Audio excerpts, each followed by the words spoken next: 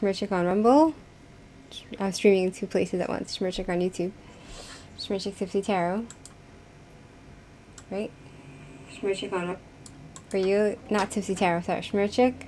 Crutch's Corner. TIPSY Tarot's for Tarot. Now we're going to be looking at the prophets. Right?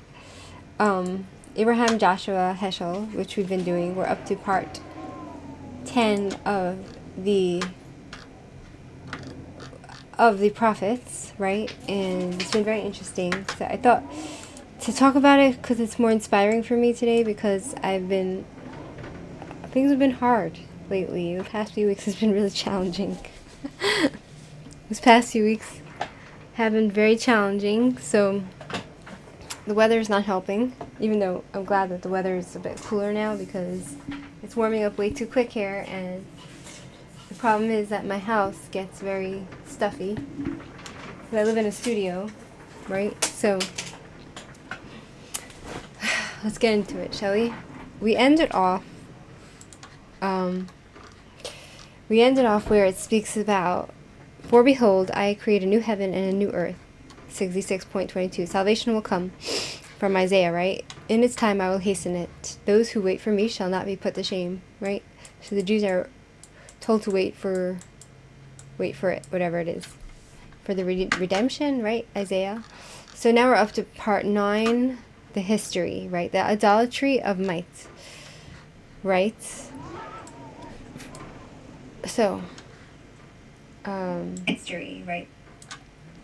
The idolatry of might. Let's check that this is working. Redemption, right? Okay, so let's get into it. The idolatry of might, page 234, up there, and it's 203. Why were so few voices raised in the ancient world in protest against the ruthlessness of man? Why are human beings so obsequious? I don't know what that means. Ready to kill and ready to die at the call of kings and chieftains? Perhaps it is because they worship might, strength, right?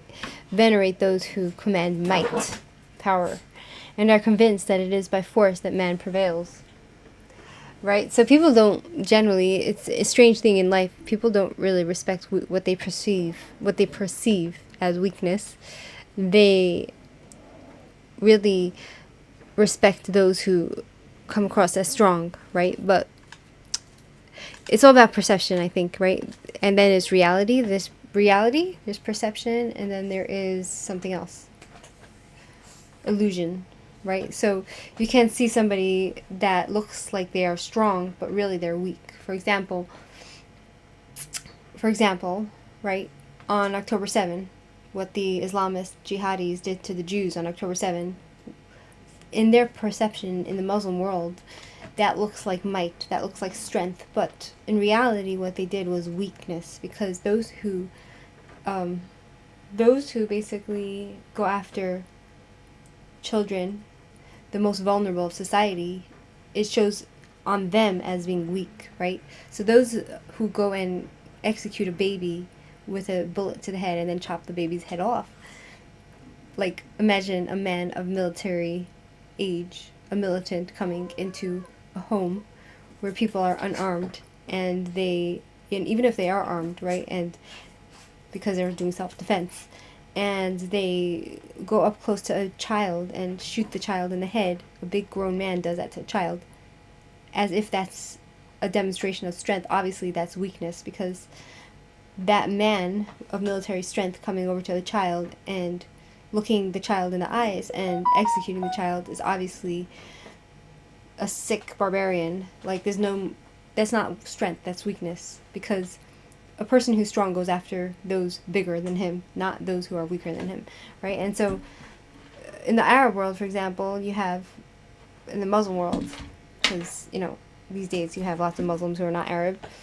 the ones in Israel are actually, most of them are Arabs, right? So the ones that, from Gaza, right, they came in on October 7, and they went into people's homes, and there's footage, right?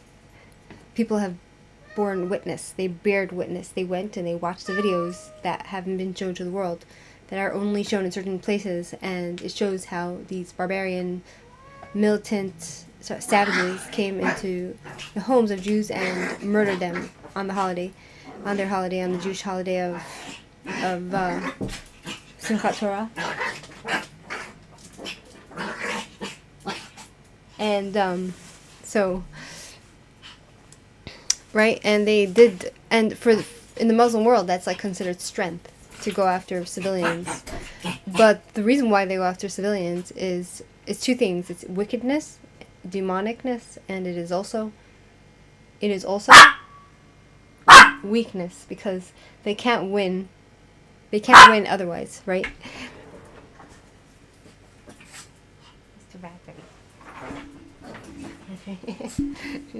They can't win otherwise, right? Like the Muslims, they can't win because they don't have the intelligence to fight the mighty, powerful army of the Jews, right? So, so that's where, when we talk about perception, right? When we talk about perception, we talk about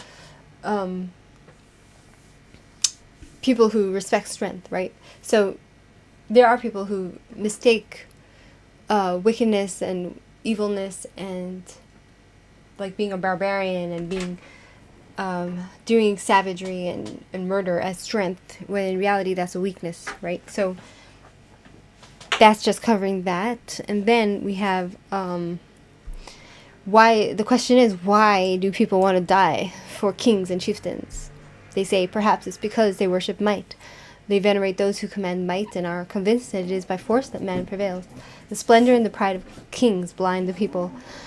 The Mesopotamian, for example, felt convinced that authorities were always right. The command of the palace, like the command of Anu, cannot be altered. The king's word is right. His utterance, like that of a god, cannot be changed, right? So this is also a problem when, okay, we're going to get real dark here, but when we talk about Hitler, for example, his, oh shit, this is on private. Oh. Can't believe this is on private. Public.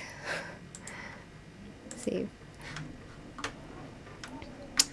Alright, so I can't believe this was on private. Like, things are a little bit messed up here. I got confused. So, where are we? Right? So, I put private on YouTube. Poor Emperor. Emperor gets harassed by Raspberry.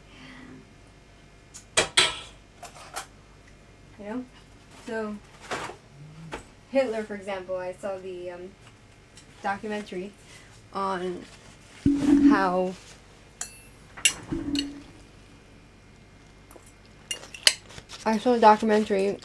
how you know, Hitler's girl, what was her name? May his name be erased. His girl named, what was her name? His mistress that he married in the end. So she, Hitler went and killed her brother-in-law, so her sister's husband, right? And before he killed her, she knew. His girl knew that he was going to kill her brother-in-law, and she went and she got on her knees begging Hitler for mercy for her brother-in-law. And Hitler said, he has to be killed. So she said, der Führer is right, right? She said, she said, the leader is correct, right? So she just went with it, right? So here it says, the king's word is right. Its utterance, like that of a god, cannot be changed, right? So it's a problem when you think that man can't be wrong.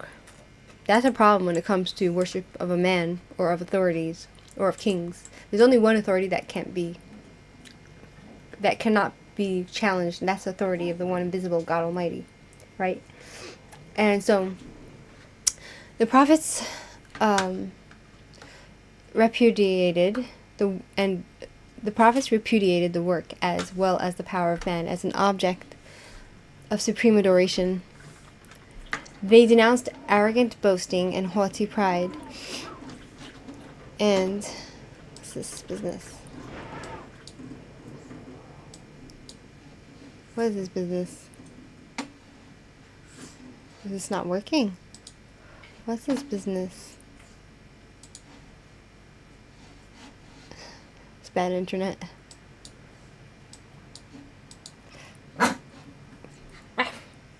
More? Raspberry wants more. More. I think this is... Okay, let's get raspberry. More.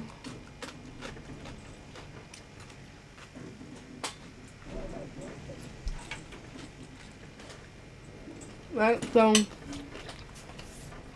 the problem we have with other religions, which are idolatrous, is Islam is idolatry because they worship a man the same as God, right?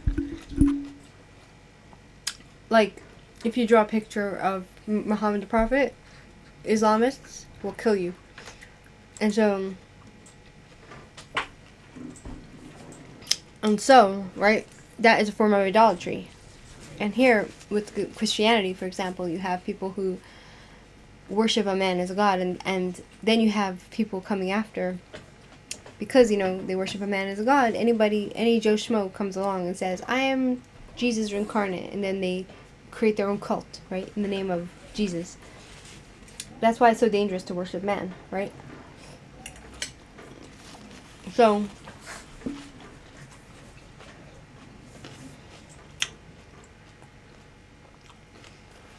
they denounce arrogant boasting and haughty pride, Isaiah 10:12. The kings who ruled the nations in anger, the oppressors, Isaiah 14:4-6. The destroyers of nations, who went forth to inflict waste, ruin, and death. The guilty men whose own might is their God. Their course is evil, their might is not right, Jeremiah 23:10. The end of public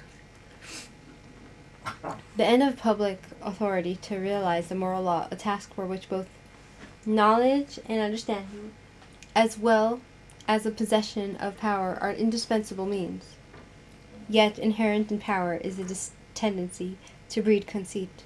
One of the most striking and one of the most pervasive features of the prophetic polemic is the denunciation and distrust of power in all its forms and guises. Right. So in the prophets it seems to say that the prophets would come and denounce man, regardless, especially if they're kings, right? They would go after the kings and go after authority, right? They didn't trust the powers. I was like that since I was little. Like, I never trusted power. Like, people in authority, I just didn't trust them. Like, I'm like, oh, who are you kidding? You know what I mean? Like, I saw through them somehow. Like, just because someone's in a position of power doesn't mean necessarily that they will be good, right?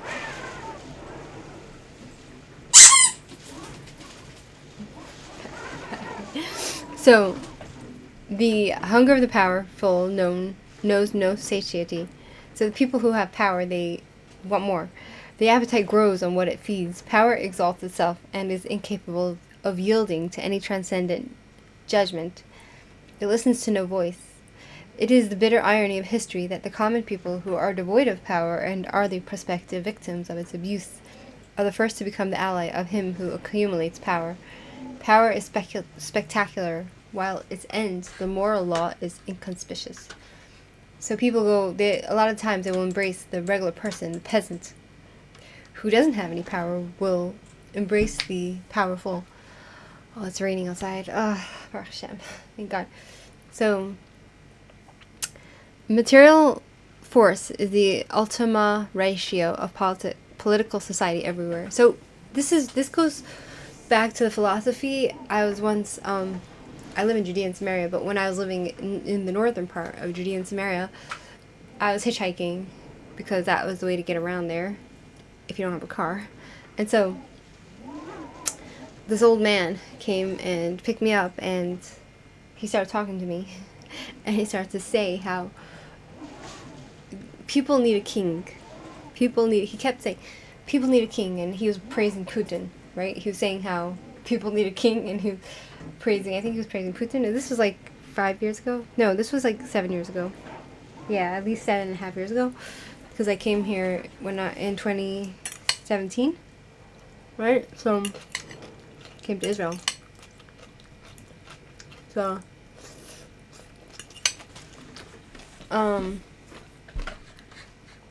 he's saying people need a king. People need a king. And that's what. And then he was saying when Mashiach comes, there will be a king, right? Back in the time, the Jewish people wanted a king. King David became the king, King Solomon, right? So, you know, I think people have this desire to worship not just a person, but just to basically humans have a desire to embrace the powerful, right? And I think most humans, if they're not Jewish, most humans, they actually love to be slaves. They want to be, they like to be subservient to somebody else. They like to be a minion, to have no opinion, and just to follow the herd and just do whatever anyone else tells them to do. Because being a slave means that they don't have to think, right? And so they're not responsible for their own actions. Freedom means, if you're free, that means that you have to act on your own, think on your own, and take responsibility for what you do, right? So that's why I think that a lot of people, they like tyrants. They embrace, they enjoy being slaves, you know?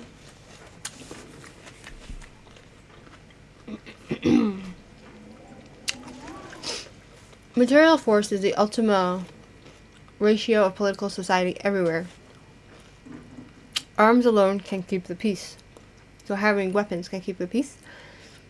This was and still remains the axiom with men everywhere. So people respect power. So that's why, like, you know, Trump says peace through strength, which means if they see that you're powerful, they won't fuck with you.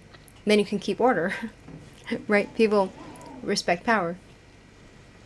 This was and still remains the axiom with men everywhere. The sword is not only the source of security, it is also the symbol of honor and glory. It is bliss and song. When the prophets appeared, they proclaimed that might is not supreme, that the sword is an abomination.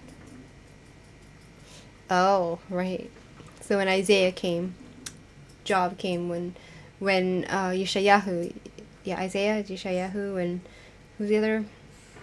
All the other prophets. Who are they? Who are the other prophets? Yeshayahu. Yeshayahu. Isaiah. Yirmiyahu. Jeremiah. Right? They're saying stop worshiping.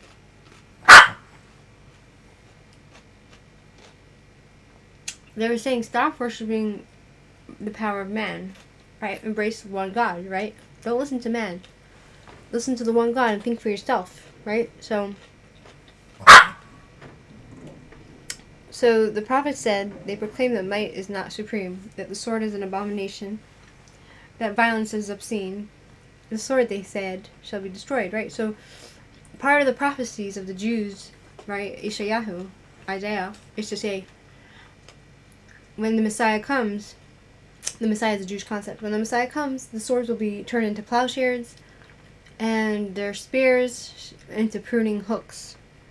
Nations shall not lift up sword against nation, neither shall they learn war anymore, right? And so, right, so the prophets appear, they would proclaim that might is not supreme, the sword is an abomination, that violence is obscene, the sword, they say, shall be destroyed. Right? But you see that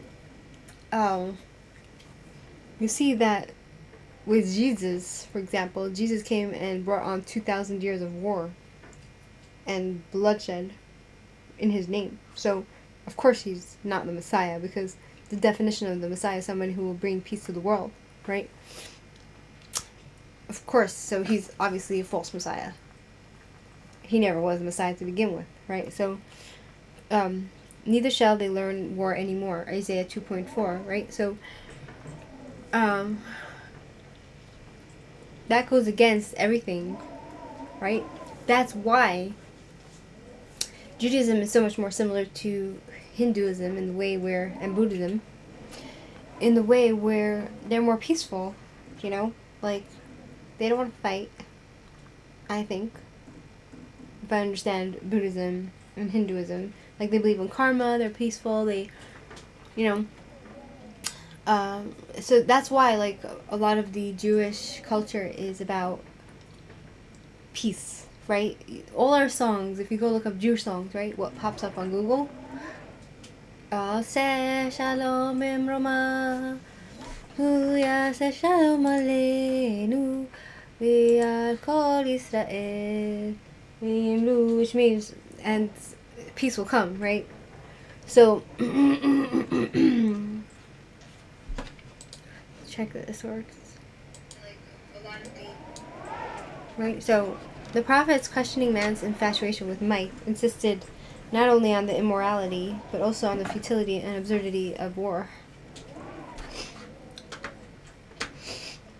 In the later era, Napoleon, we are told, solemnly declared to his Minister of Education, "Do you know, Fontaines, what astonishes me most in the world? The inability of force to create anything. In the long run, the sword is always beaten by the spirit."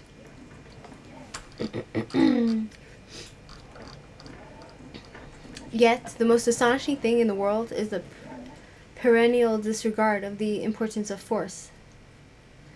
What is the ultimate profit of all the arms, alliances, and victories? Destructions, agony, and death. Peoples labor only for fire. This is deep, right? People labor only for fire. Nations weary themselves for naught. Habakkuk 2.13. Egypt and Mesopotamia, I think it's Iraq, right? Or Babylonia, which is Syria? No. Where's Mesopotamia? How can I always forget this? Mesopotamia. Mesopotamia. Mesopotamia. Mesopotamia.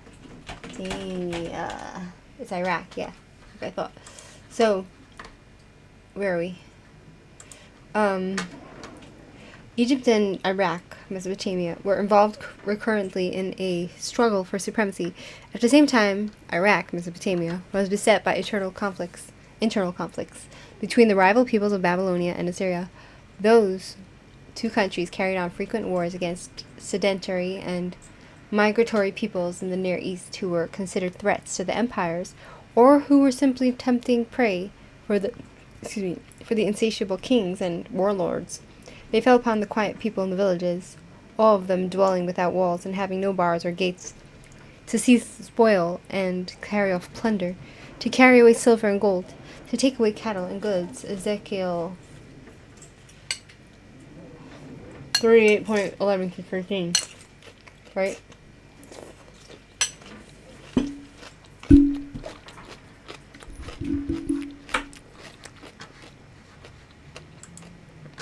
Yummy, yummy, yummy.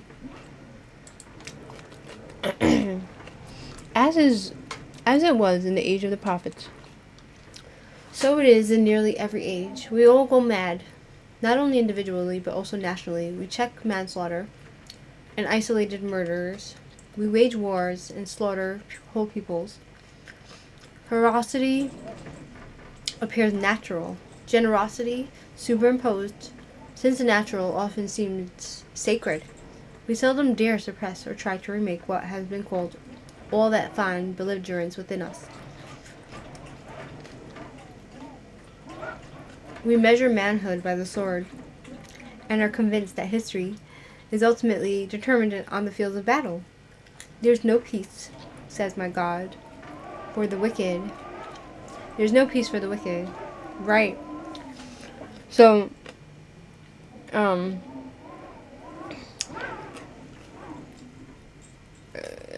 so what's it saying, right? So, basically, what it's saying is that since the natural, right, so this goes back to the I was watching this video on YouTube about how people suffer in this world and how, what was the point of the video was that, the point of the video was that, I forget what the point was, it just goes from my head, just like that, like that. I had the idea in my mind and it's just gone with the wind, just like that. It's just really disturbing for me a lot of the time. You know what I'm saying? So, going back to this, right? We seldom dare suppress or try to remake what has been called all that fine belligerence within us.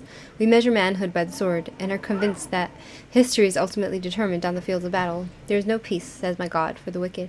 Right, so, going back, the holiday of Purim just passed by, right? Which is where Haman tried to kill all the Jews. But we won, of course. So, when Haman came to Mordecai, the Jew, and he said to him, "Peace be unto you," and Mordecai answered him, "For the wicked there is no peace." Right? So it's from Isaiah, right? Perpetual peace is a dream, and not even a beautiful dream, and war is an integral part of God's ordering of the universe. In war, man's noblest virtues come into play: courage and renunciation, fidelity to duty, and a readiness for sacrifice that does not stop short of offering up life itself. Without war, the world would become swamped in materialism. This stuff is really deep, so it's hard to understand unless you actually can grasp it with your mind, right? So, the word of the Lord came to David through the prophet Nathan, commanding him not to build a temple. But here, a different reason is given. The statement in Kings 1, 5.3, that David has been too busy fighting to have time to erect the temple, is often characterized by modern interpreters as abysmally lower than the reason given in 1 Chronicle. These interpreters fail to observe that the reason mentioned in 1 Kings is contained in a communication sent by Solomon to Hiram, the king of Tyre. Now that makes me think of the song, right? Like, the king of Tyre. You know, a Bob Dylan song, right? So, right? Yeah, so David at one time assembled at Jerusalem all officials of Israel, the officers, the commanders, the mighty men, and all the seasoned warriors. Then he rose to his feet and said, "Hear me, my brethren and my people. I had it in my heart to build a house of rest for the ark of the covenant of the Lord. And I made preparations for building, but God said to me, You may not build a house for my name, for you are a warrior, and have shed blood. It is Solomon, your son, who shall build my house." 1 Chronicle 28.1-3 and 6, right? The chronicler did not regard the wars of David as wrong. Far from it. God was with David wherever he went, and his victories over the enemies assured security to Israel, so that violent men shall waste them no more, as formerly, and establish his throne forever. 1 Chronicle 17.8-14. David's wars were regarded as a necessary evil, but the fierce doings David was involved in made him unfit to build the house for the Lord, right? Because he had a lot of blood on his hands, even though it was justified, justified wars. So, right?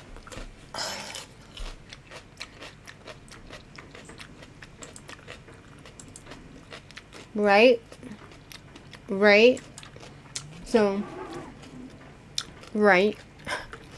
So, what's this? So, the prophets did not isolate the evil of war, and they seem to have regarded it as the extension of a condition that prevails even in time of peace. Noise, fury, tumult are usually associated with battles of war, when nations seek to destroy nation.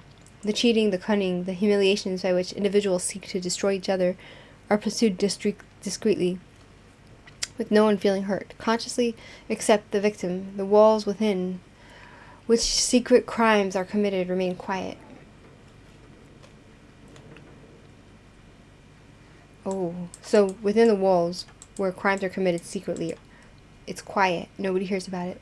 But to the ear of the prophet, he hears it because God speaks to the prophet, right? So that's how he gets prophecy. The stone will cry out from the wall, "Woe to him who builds a town with blood and founds a city on iniquity, on sin," right? Habakkuk 2.11-12. Righteousness and peace are interdependent. The effect of righteousness will be peace, and the result of righteousness, quietness and trust forever. Isaiah 32.17. Woe to those who devise wickedness and work evil upon their beds. When the morning dawns, they perform it, because it is in the power of their hand. They covet fields and seize them, and houses and take them away. They oppress a man and his house, a man and his inheritance. Micah 2.1-2. So this is another prophet, right? Amos castigated the individuals who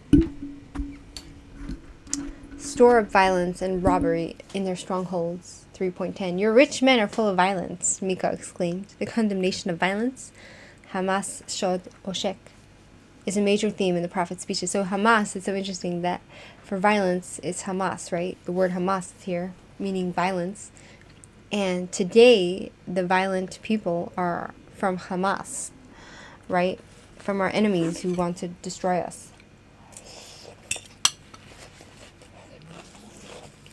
Right?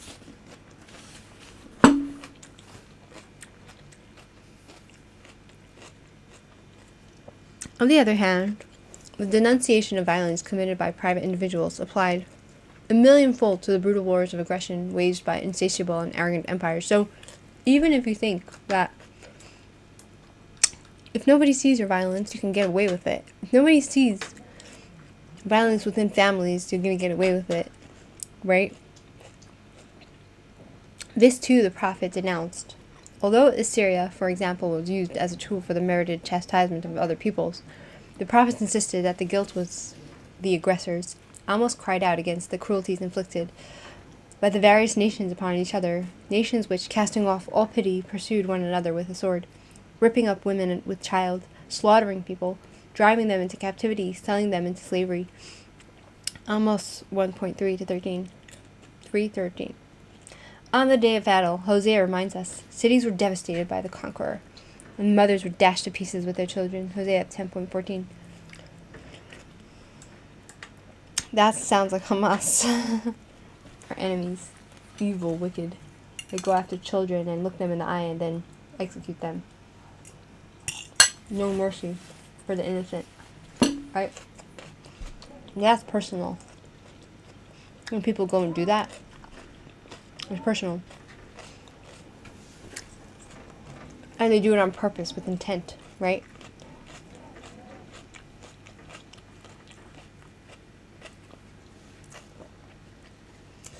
Isaiah was filled with disgust for the military boots, for every mantle rolled in blood, for the scepter and the pomp of the wicked rulers, for the arrogance, pride, and insolence of the rulers. Above all, Isaiah entertained extreme disgust for Assyrians.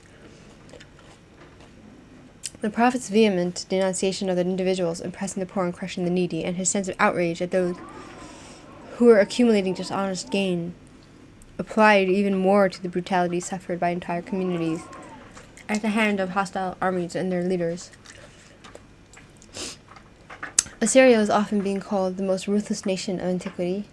For ages she plundered all peoples within her reach, like a lion which filled his caves with prey, and his dens with torn flesh. Her warfare abounded in atrocities, cutting off heads of conquered peoples was common procedure. The kings of Assyria boasted of towns destroyed, dismantled or burned, leveled as if by a hurricane or reduced to a heap of rubble. The victors took away everything they could carry upon capturing a city. The king's throne would be set up before the gates of the city, and the prisoners would be paraded before him, led by the monarch of the captured town, who would undergo the most agonizing torture. Wow, so the king of the town, the monarch, the person who is the leader of the town, they would torture them. Such as having his eyes put out or confinement in a cage, until the king of Assyria set a term to his long-drawn agony. Sargon had the defeated king of Damascus burned alive before his eyes. The wives and daughters of the captured king were destined for the Assyrian harems, and those who were not of noble blood were condemned to slavery. Meanwhile, the soldiery had been massacring the population, and brought the heads of their victims into the king's presence, where they were counted up by the scribes. Not all the male prisoners were put to death, for the boys and craftsmen were led into captivity, where they would be assigned to the hardest tasks on the royal building projects, where the swamps which covered so much of Mesopotamia, Iraq, must have caused an enormously high rate of mortality. The remainder of the population were uprooted and sent to the other end of the empire, right? So here it says, everyday life in Babylon and Assyria. Assyrian art was great only in portraying the dying agonies of men and beasts. Nothing comparable is to be found in ancient art to the steel of the vultures feeding on the carrion of the vanquished. Bainton, Christian Attitudes Towards War and Peace, New York. Right, so then it lists some books. So, I was reading War and Peace. I didn't get past, I think the book War and Peace, it only gets better, like, in the later chapters. Right? Like, because I've read, like, how many pages? I'm not sure how many pages I actually... Hi, John. How are you? Nice to see you. So, I don't know how many chapters of War and Peace I read. Like, for example, if I go and look it up, I have the book. I have to go find it, right? Maybe I should reread it. But I don't know. I don't know if I should reread it or what. Right? Where is it? It's not here. I put it away somewhere, behind somewhere. Right?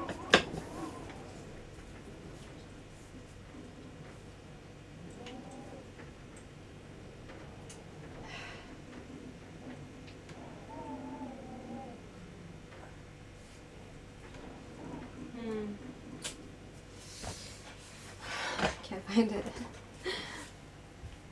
It's a bit ridiculous because, like, whatever. I arrange my stuff, and then I rearrange it, and then I arrange it, and then I rearrange it, and I'm a bit stressed about tomorrow. Tomorrow's another day. I have work. So Raspberry. Beast and Wicked equals Islamic country, exactly. Today, right? But let's not forget, you know, there are many cultures that did really bad things in the past. But today is what counts, right? For this time. So, right? Isaiah spoke to Israel as well as to all inhabitants of the world. Isaiah 18.3. What went on in Israel on the small scale went on in the world on a grand scale. So that's why, like, Israel, a lot of the time what happens in Israel reflects what's happening in the world, right? So, for example, if there's war in Israel, the entire world will be in disorder, right? From what I understand from this. Right? The misdeeds of individuals who deprive their fellow men of their rightful possessions. Woe to those who join house to house, who add field to field. So stealing, right? Or trifling compared to the crimes of Syria. So if there were a few Jewish people, not a lot, but a few Jewish people within Israel who were stealing, right? It made a big difference to the Jews, not to the Jews, to the non-Jews, right? The non-Jews would reflect in a it would reflect hugely on the world outward, right? Because we're supposed to be a light unto the nations, right? So they would do really bad things, like steal even, like, on a huge scale. Whereas here, it would be like one or two people stealing. There, it would be like everyone. It's my baby. It's the girl. It's the Raspberry. She's my little dog. It's the cutest baby. It's the girl. It's raining outside. No. Yeah. So, woe to those who join house to house, who add field to field, Isaiah 5.8, were trifling compared to the crimes of Assyria, the oppressor. Isaiah 14.4, tried to turn the world into a desert, overthrowing cities and refusing to let his prisoners go home. What a passion for war, what a pleasure in destruction. The great powers spread not only ruin and destruction, but also guilt and moral corruption. In the case of Assyria, she was condemned for her countless harlotries, for betraying nations with her harlotries, and peoples with her charms. The small nations were first subdued and then forced to become allies, fellow travelers, supplying soldiers, joining Assyria in the slaughter of other nations, seeking glory, booty, and power, vanquishing kings, becoming commanders in Assyria's army, sharing her glories, partaking in the slaughter. It was about such enticement that Habakkuk claims, "Woe to him who makes his neighbors drink, causing them to join him in his fury, who makes them drunk to gaze on their shame. You will be sated with contempt instead of glory. Shame will come upon your glory." Right, so here it says, every day in the life of Babylonia and Assyria, Assyrian art was great, only portraying the... Right, so we saw that, right? So, shame will come upon your glory, for the blood of men and violence to the earth, to cities and all who dwell therein. Habakkuk 2:15 to 17. Right? The doggy is the baby. It's the love. It's the baby. My little doggy. I love you in the morning and in the afternoon. I love you in the evening and when the sky is blue. Skirmadinky-doo, skirmadinky-doo. I love you, poop-a-doo. I love you in the morning and in the afternoon. I love you in the evening and when the sky is blue. Skirmadinky-dinky-dink, skirmadinky-doo. I love you, sister girl, baby. Okay, continuing on. Got distracted. It's the right. Okay. A few decades later, after the downfall of Assyria, it was Babylonia whose might and splendor held many nations in her spell. A state of intoxication, a voluntary madness, raspberry, overcame the world, eager to join and to aid the destroyer. The accessories to aggression. Babylon was a golden cup in the hand of the Lord, making the whole earth drunk. The nations drink her wine. Therefore the nations went mad. Jeremiah 51:7. Wow, so like, I'm telling you, the Bible is our Bible, our Jewish Bible. It's literally like, it's poetic. It's serious, it's deep, and it's poetic, and it's serious business. Serious business. Right?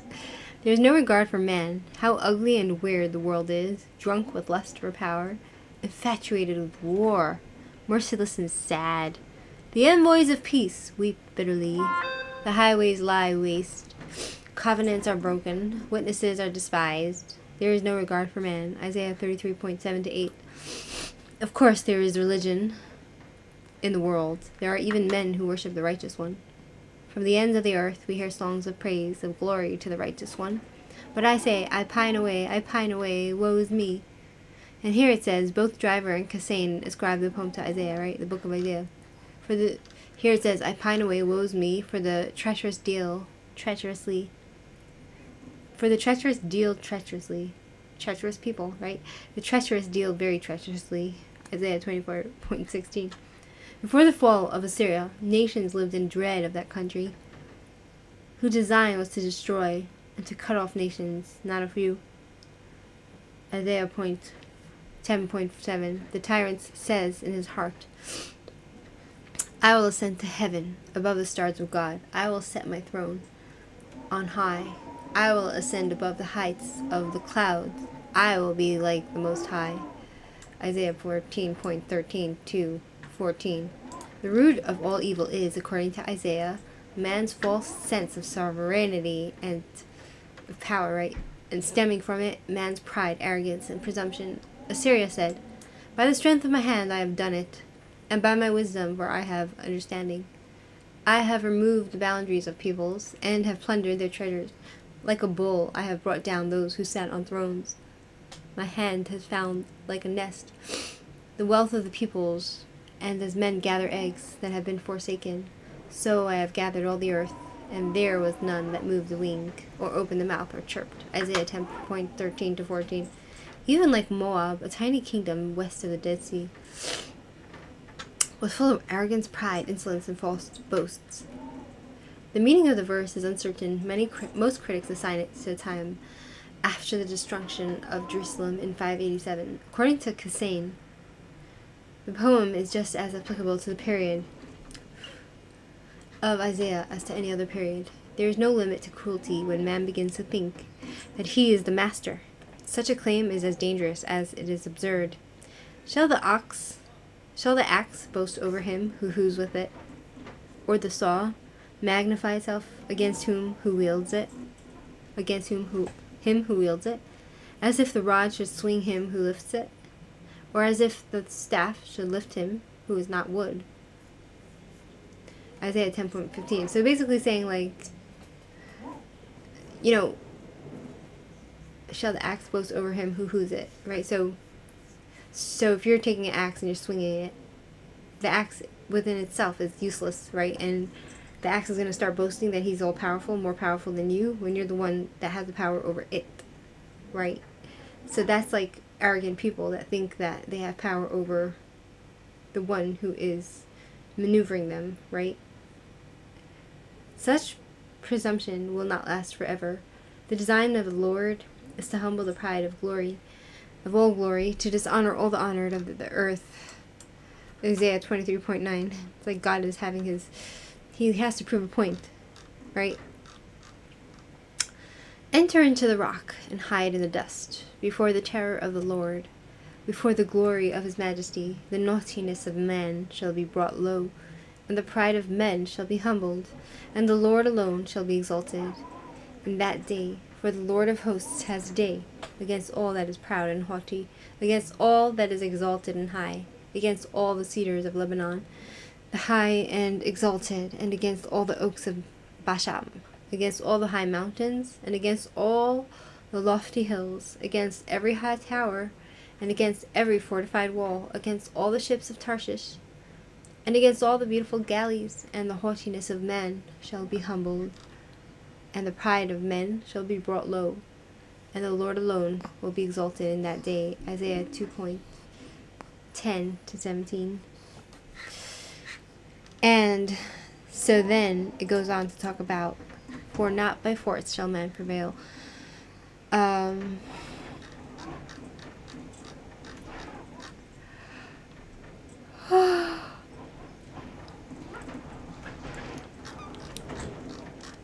Okay, let's finish this chapter, and then I'm gonna go off because I'm tired. Hiya, yo mama. How are ya? Oh my god, why am I... Okay. Okay. Let's try to finish this, because I'm tired. For not by force shall man prevail. The prophets were the first men in history to regard a nation's reliance upon force as evil. Hosea condemned militarism as idolatrous. Israel has forgotten his maker and built palaces. Judah has multiplied fortified cities. You have trusted in your chariots and in the multitude of your warriors. Israel has gone up to Assyria, a wild ass wandering alone. They hire allies among the nations. When Ephraim saw his wickedness and Judah his wound, then Ephraim went to Assyria and sent to the great king. But he is not able to cure you or heal your wound. Hosea 8:14 and all these other numbers. According to Rashi, the reference to Hosea, Hoshea, and Ahaz. According to Kimhi, and the reference is to Menachem and Ahaz. Okay, so having anticipated Isaiah's vision of enduring peace, Hosea proclaimed in the name of the Lord, I will not deliver them by bow, nor by sword, nor by war, nor by horses, nor by horsemen. I will make for you a covenant on that day with the beasts of the field, the birds of the air, and the creeping things on the ground. I will abolish the bow, the sword, and war from the land, and I will make you lie down in safety. Right. So basically, peace, according to Ishayahu and Hosea, I think his name was, is going to come through peace without fights. Right? So the gods are on the side of the stronger, according to Tacitus. The prophets proclaimed that the heart of God is on the side of the weaker. God's special concern is not for the mighty and the successful, but for the lowly and the downtrodden, for the stranger and the poor, for the widow and the orphan. The heart of God goes out to the humble, to the vanquished, to those not cared for. I will restore health to you, and your wounds I will heal, says the Lord, because they have called you an outcast. It is Zion for whom no one cares. Jeremiah 30:17. Wow, it's so sad, but so sweet. The Lord has founded Zion, and in her the afflicted of his people find refuge. And in her the afflicted of his people find refuge. The meek shall obtain fresh joy in the Lord, and the poor among men shall exult in the Holy One of Israel. Isaiah 14:32. For not by the force shall man prevail. The nations shall see and be ashamed of all their might. Not by might, says the Lord of hosts. Some boast of chariots and some of horses, but we boast of the name of the Lord our God. His delight is not in the strength of the horse, nor is his pleasure in the legs of the man. But the Lord makes pleasure in those who fear him, in those who hope in his steadfast love. Psalm 20:17. This is the man to whom I will look.